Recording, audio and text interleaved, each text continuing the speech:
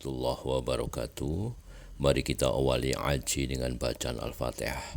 Bismillahirrahmanirrahim. Alhamdulillahirabbil alamin arrahmanirrahim maliki yaumiddin. Iyyaka na'budu wa iyyaka nasta'in ihdinas siratal mustaqim siratal ladzina an'amta 'alaihim ghairil maghdubi 'alaihim waladdallin amin. Raditu billahi rabbah wa bil islami dinna wa bi muhammadin nabiyya wa rasuluh. Rabbi sidni ilman warzuqni wahman. Kajian akhlak atau nasihat-nasihat tentang akhlak secara bahasa atau secara linguistik dari segi kosakata, akhlak itu kata jamak. Jadi kalau orang baik secara fisik, orang Arab bilang kholqon, secara fisik. Kalau secara moral, orang Arab bilang khuluq atau akhlak. Lalu urgensinya dengan kita sebagai bangsa, sebagai umat Islam atau sebagai manusia, itu beberapa nabi, di antara pujian Allah kepada para nabi adalah karena kebaikan akhlaknya. Lalu kebaikan akhlak ini punya urgensi dalam agama jika akhlak itu benar secara hukum, secara halal haram.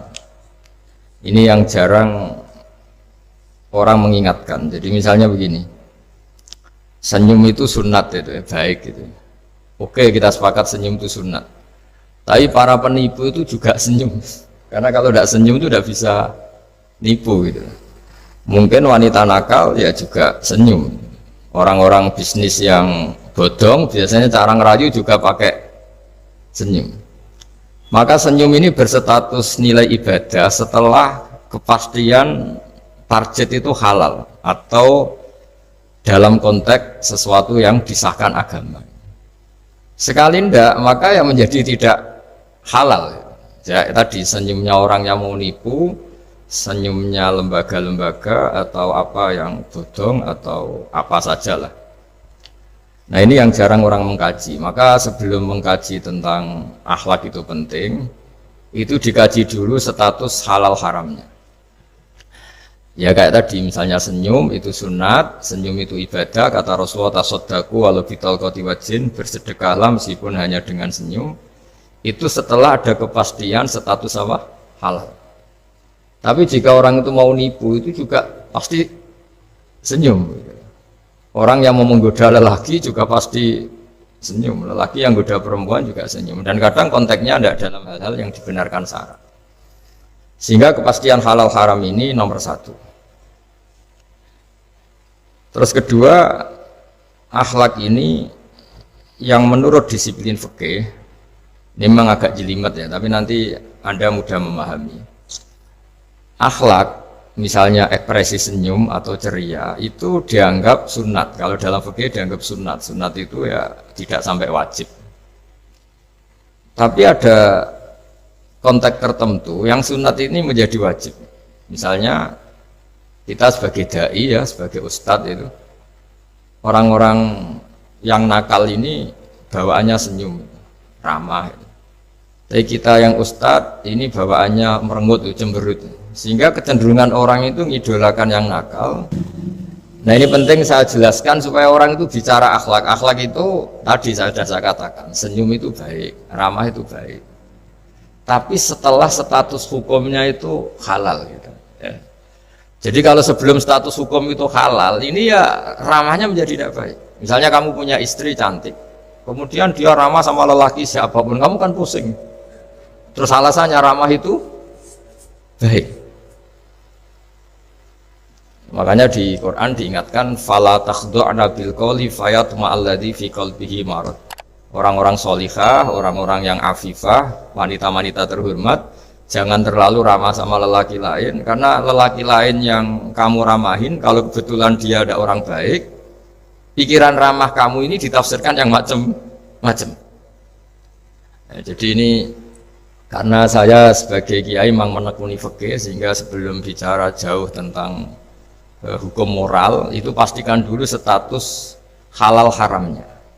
Baru ada numpang hukum akhlak.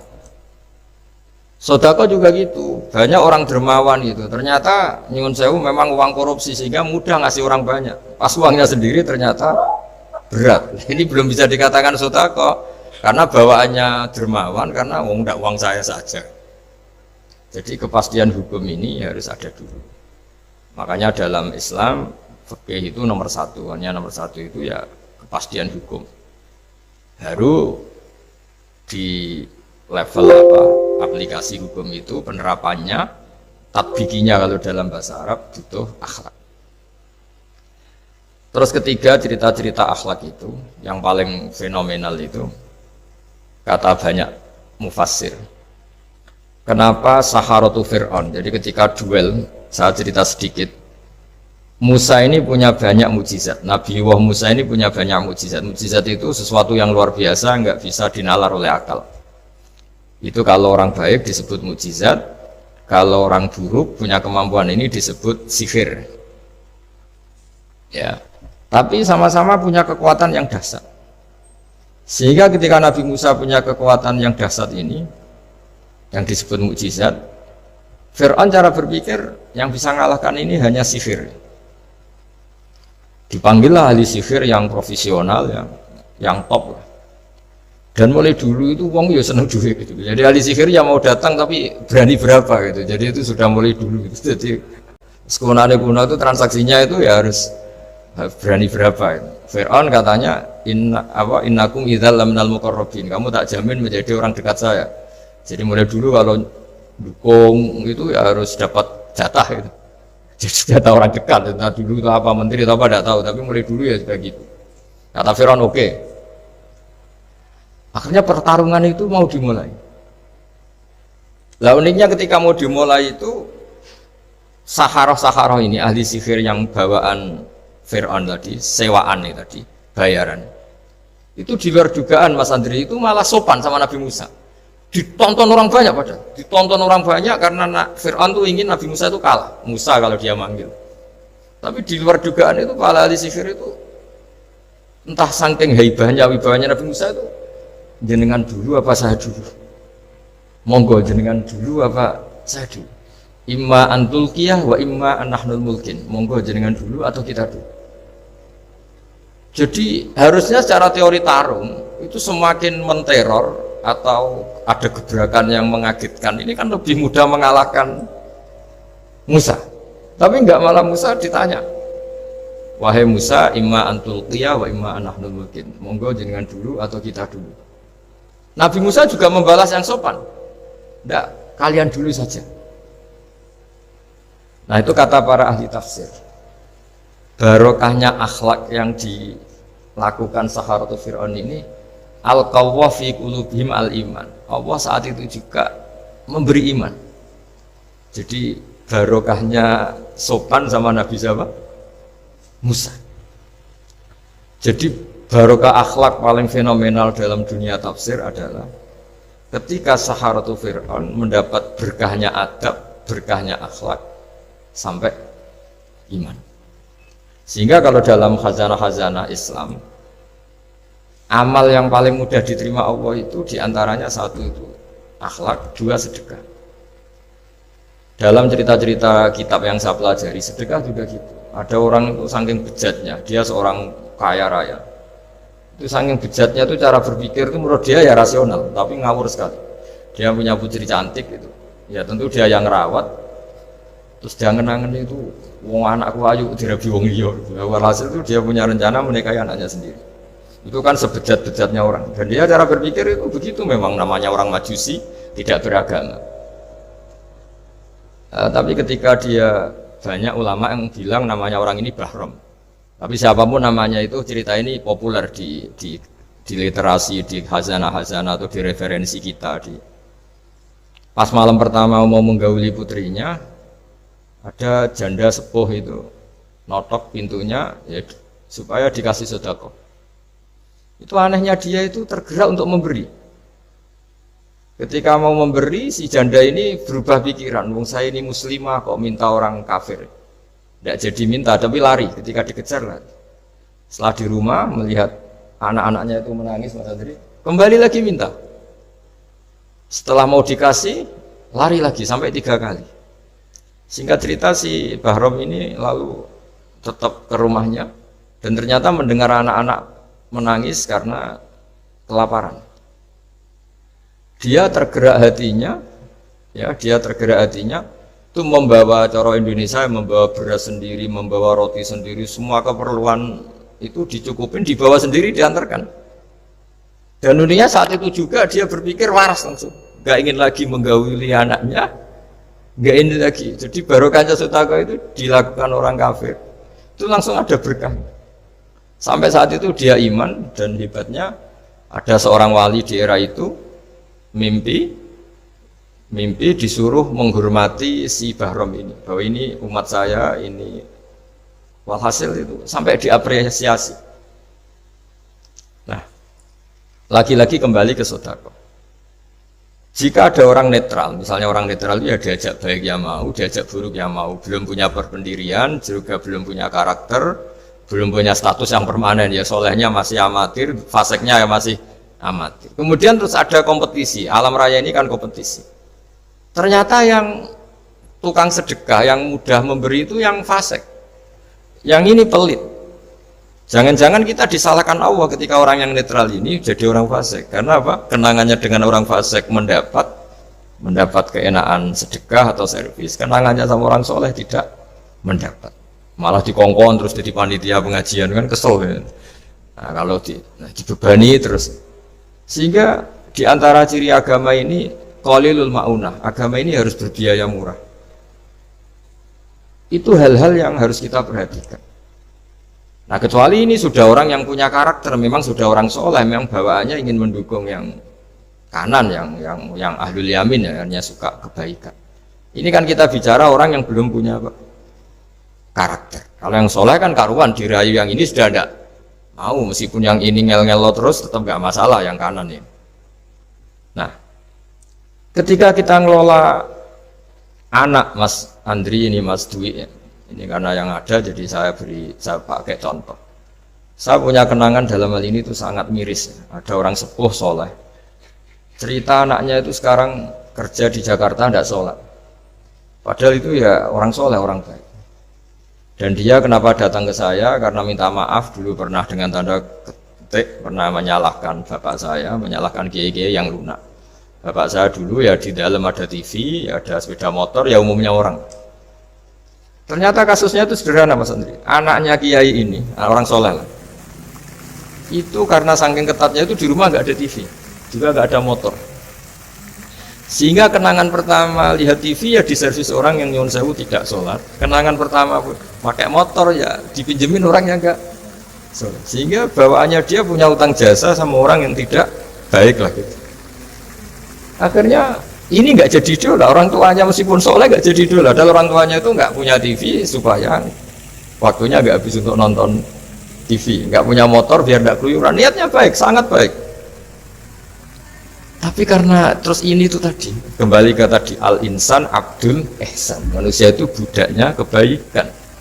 Kenangannya lihat TV ya sama orang yang nggak bener ini. Kenangannya pakai motor ya pakai. Akhirnya ikut merantau ini ke Jakarta. Singkat cerita terus akhirnya dia katut temannya enggak sholat. Nah, ini yang di sini jika kamu mengelola agama ini secara tidak simpatik, lanfaddu min khaliq, pasti orang itu bubar. Nah, singkat cerita terus karena dia mungkin orang soleh ya, tetap doanya didengar Allah. Dia nangis-nangis berdoa di depan Allah, terus minta maaf sama kiai-kiai yang pernah disalahkan, yang terlalu longgar sama anaknya. Karena bapak saya termasuk orang yang longgar. Mbah Mun saya tahu di dalamnya ya ada TV, ada motor, umumnya anaknya difasilitasi. Lalu anaknya itu terus diparingi Allah tobat kembali, terus dia menservis anaknya dengan umumnya orang. Jadi yang bahaya itu bukan tidak ada TV-nya, tapi kenangan pertama tahu TV ini. Bagi anak yang nggak pernah lihat TV itu kan diberi hak lihat TV itu spesial. Sama bagi anak yang sama sekali nggak ada motor itu kan dikasih pinjaman motor itu kan spesial. Jadi kesimpulan dari ngaji akhlak ini harus dikawal supaya mengawal kebaikan. Jangan sampai anak kita, keluarga kita punya utang jasa sama orang yang nggak benar sehingga dia ngidolakannya orang yang nggak Ya tadi misalnya kadang-kadang orang nggak bener itu ketemu temannya, ayo ngopi-ngopi, beres.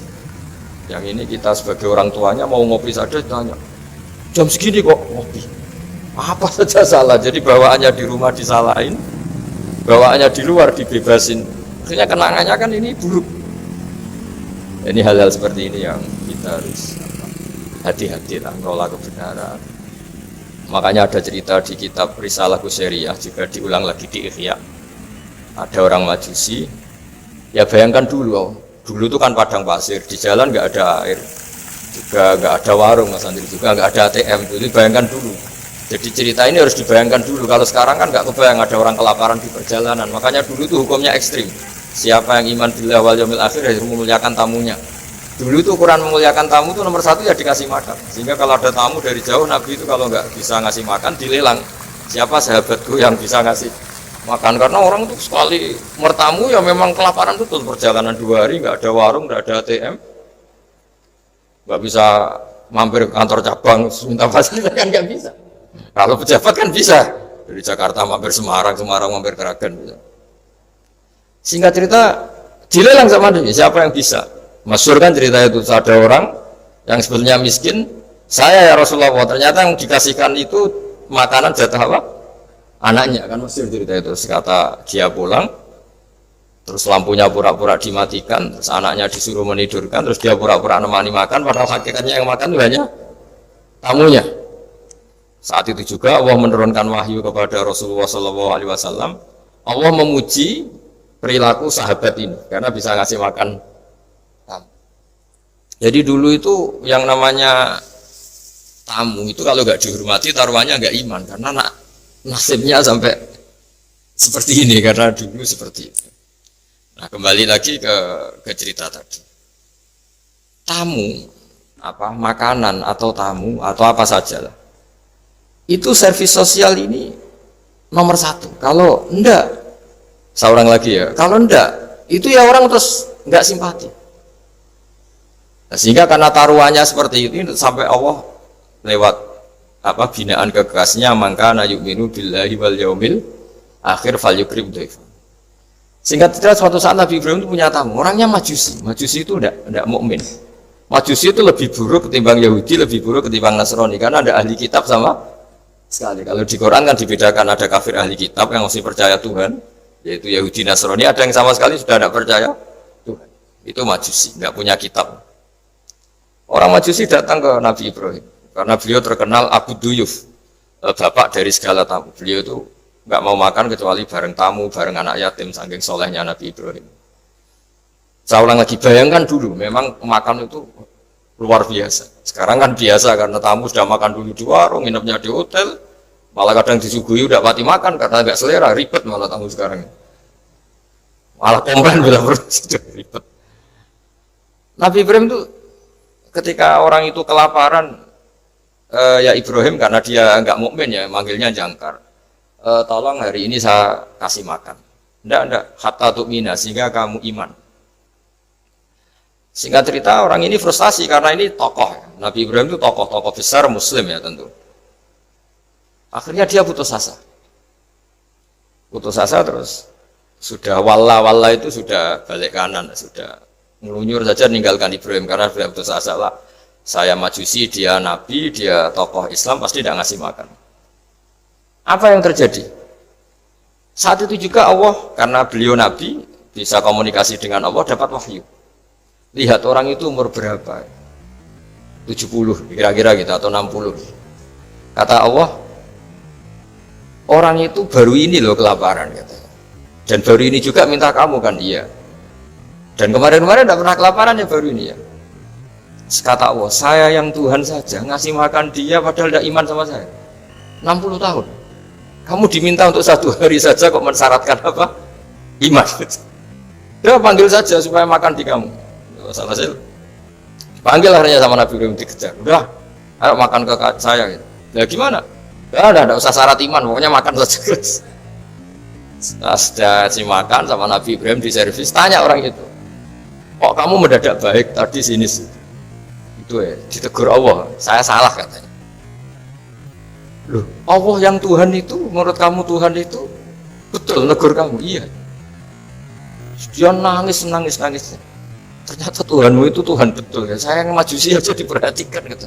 Bahkan menyalahkan kekasihnya kamu gitu. Ya saya mau iman saja gitu. Itu ya barokahnya servis. Nah sekarang misalnya kita bertarung di dunia yang bebas ini. Misalnya nyuwun sewu, yang ngasih makan ini nyuwun sewu orang nggak baik, yang orang baik nggak ngasih. Pasti utang jasanya orang ini sama yang nggak baik. Karena kenanya sama orang baik itu udah baik. Nah ini yang dimaksud walaupun tafadzun qalidul qalbi lan faddu min khali. Kalau orang mengelola Islam dengan cara yang kurang baik, maka akan melahirkan orang lari. Karena tadi al-insan abdul es. Jadi cerita yang ringan-ringan di sekeliling kita juga seperti itu. Bapak-bapak itu ngopi di rumah itu ya rasanya kopi sama. Itu gara-gara tidak nyaman ya cara bujurnya semarah kan gitu cara nyugoi. Di warung senyum. Akhirnya milih di warung.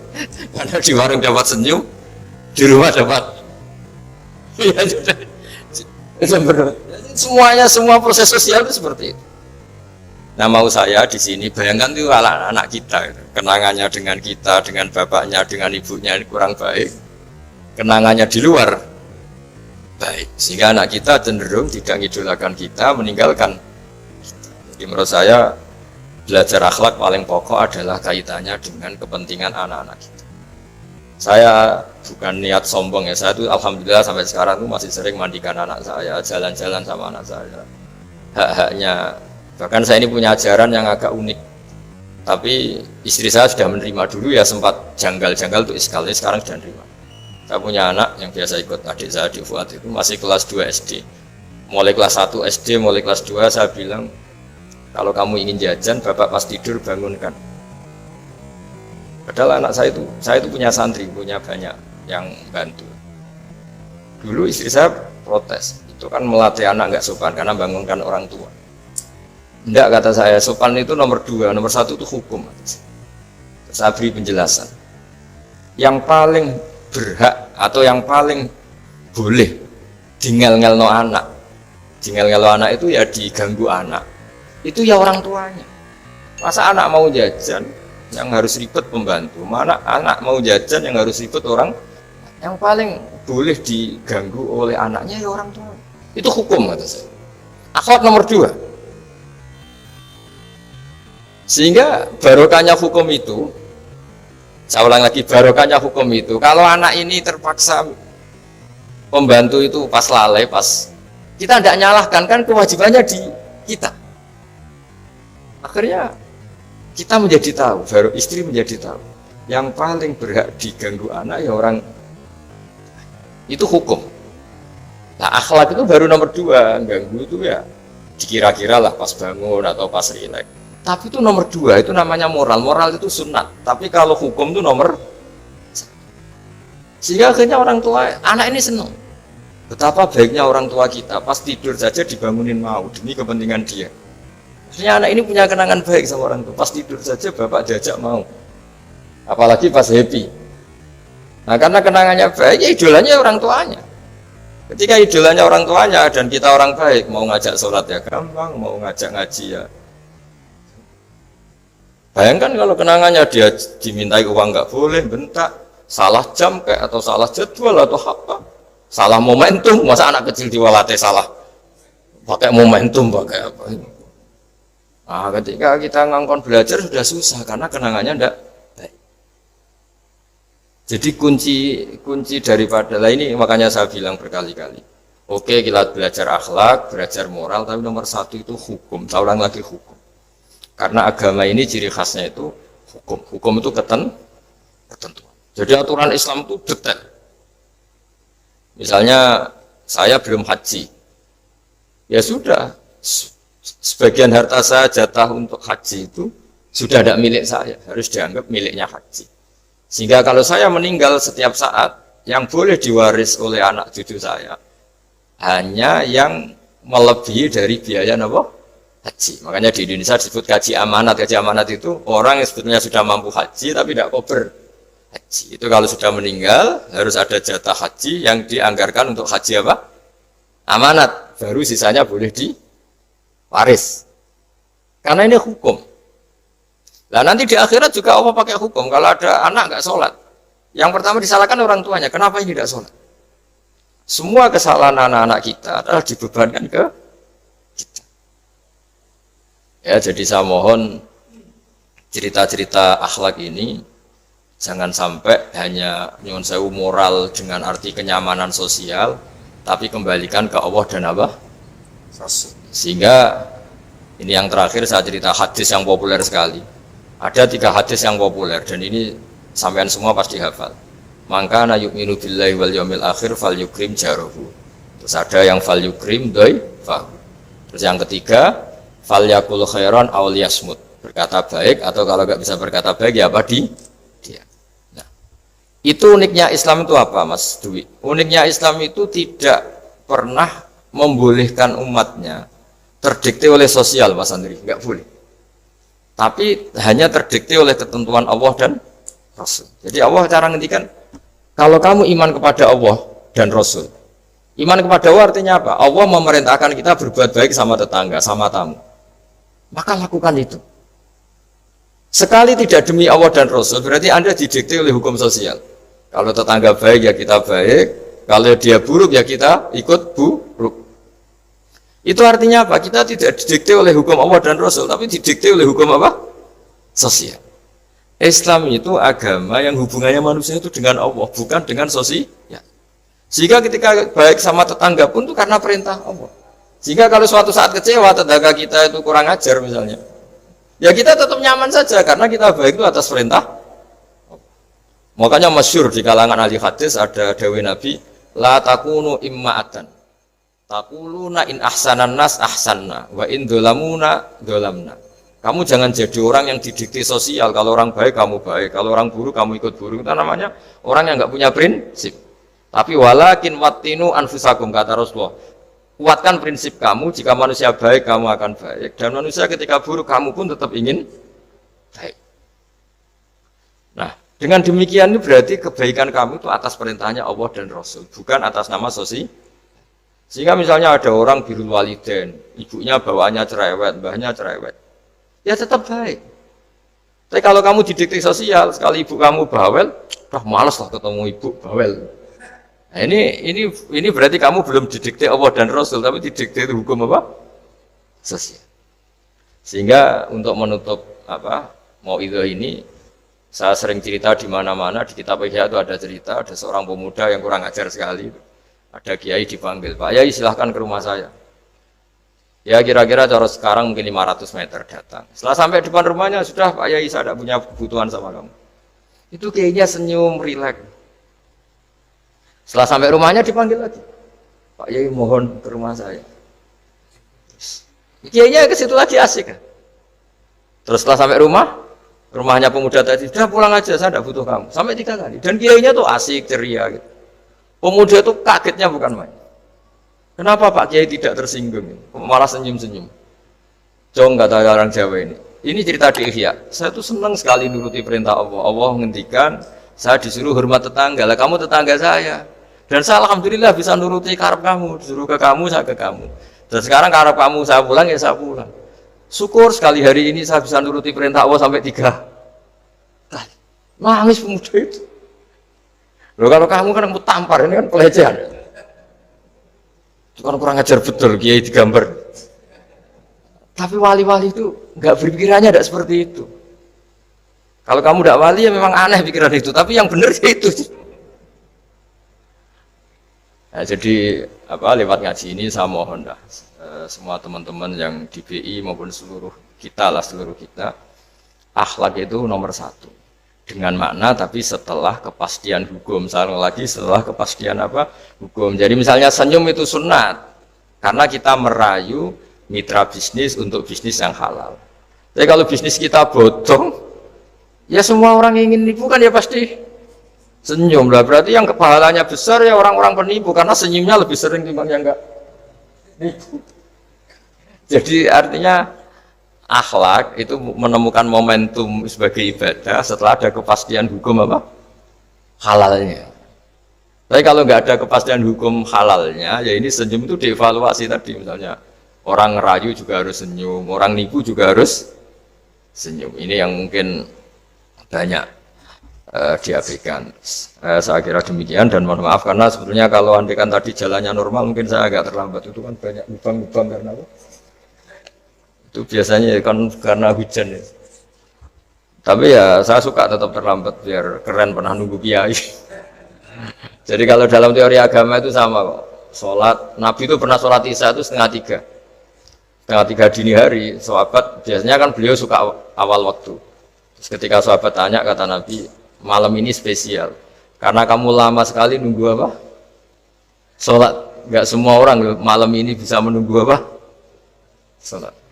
Jadi artinya bawaannya itu nunggu kebaikan. Jadi di antara trik atau resep husnul khotimah, ya ini sebagai penutup ngaji, resep husnul khotimah itu innallaha ta'ala yubahi malaikatahu, Allah membanggakan kita, yubahi bikum malaikatahu, Allah bangga dengan kita. Di antaranya apa Mas Andri? Umatnya Rasulullah SAW itu kalau habis subuh ditanya, ngapain kamu hidup nunggu sholat duhur? Ngapain kamu hidup setelah sholat duhur, nunggu sholat asar? Sehingga kita ini menunaikan fardu yang diwajibkan Allah dan menunggu datangnya fardu yang lain. Jadi orientasi kita fahijratuhu ilallah wa rasul. Tapi kalau kita orientasinya mapan, kenapa kamu hidup? Sama mati setelah mapan, sama mati setelah jabat. Ini kan berarti perjalanan kamu ilat dunia, orientasi kamu dunia. Faman kana hijratu ilat dunia awim ro'atin yang kihuwa fahijratuhu ila ma hajara ilaih. Tapi kalau kamu niatnya, kenapa kamu berani hidup? Supaya bisa sholat, supaya bisa ibadah. Berarti perjalanan kamu hanya menuju Allah dan jadi sehingga diantara alamat husnul khotimah adalah orang setiap sudah melakukan satu kebaikan berani hidup karena berharap bisa melakukan kebaikan yang lain. Jadi dari satu kebaikan rutenya menuju kebaikan yang lain. Ya, saya kira demikian dan mohon maaf. Assalamualaikum warahmatullahi wabarakatuh.